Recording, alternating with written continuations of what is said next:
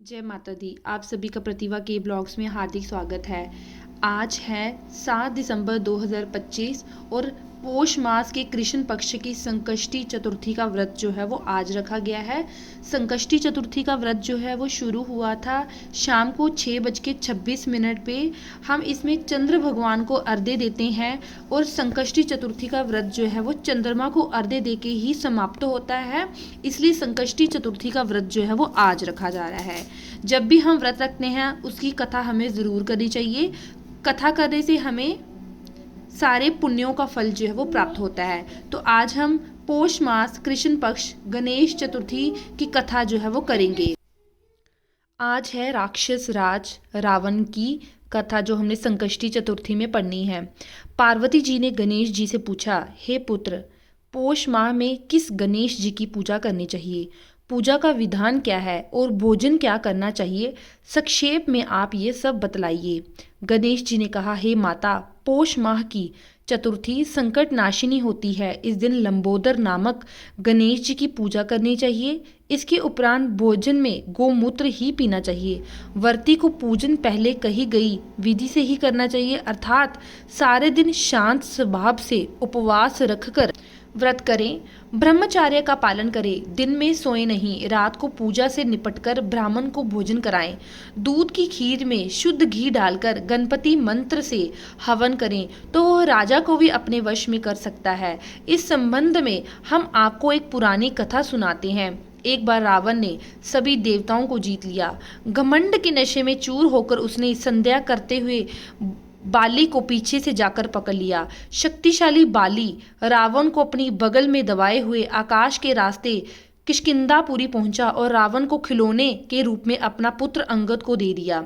अंगद ने रावण के गले में रस्सी बांधकर उसे नगर में घुमाना शुरू कर दिया। संसार को जीतने वाले रावण की यह दशा देखकर समस्त नगर में रहने वाले उस पर हंसने लगे। वे कहने लगे, अरे जरा देखो तो सही, ये विश्व विजेता रावण आज राजकुमार अंगद द्वारा सड़कों पर घुमाया जा रहा है। नगरवासियों की बातें सुनकर रावण शर्मिंदा होकर लंबे लंबे सांस लेने लगा। उसका घमंड चूर चूर हो गया। उसने अपने नाना पुलस्त्य मुनि को याद किया। अपने नाती को की दीन पुकार सुनकर मुनि को अचंभा हुआ कि उसके नाती की ऐसी दशा क्यों हुई।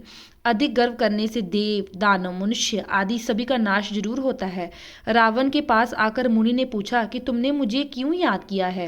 रावण ने कहा, हे नाना जी, देवताओं को जीतने के कारण घमंड करने से मेरी यह दुर्गति हुई है। मैंने पूजा करते हुए एक वानर राज को देखा। पश्चिमी महासागर के किनारे पर मैंने उसे पीछे से पकड़ने की कोशिश की, परंतु मैं ही उसके हाथों पकड़ा गया। उसने मुझे यहाँ लाकर मेरे गले में रस्सी बांधकर अपने लड़के को खेलने के लिए दे दिया। इस दुर्दशा को देखकर नगरवासी मेरी हंसी उड़ाते हैं। हे देव, इसी चिंता में मैं दुखी रहता हूँ। रस्सी में बंधे रहने से मैं कमज़ोर हो गया हूँ। हे स्वामी, अब मुझे क्या करना चाहिए? मेरे समान आपके कुल में कोई अन्य कुल को कलंकित करने वाला नहीं है। अब आप ही मुझे बचा सकते हैं। पुलस्त्य ऋषि ने कहा, हे रावण, डरने वाली कोई बात नहीं है। मैं तुम्हें इससे छुटकारा दिला दूंगा। बाली देवराज इंद्र के वीर से पैदा हुआ है और तुमसे अधिक शक्तिशाली है।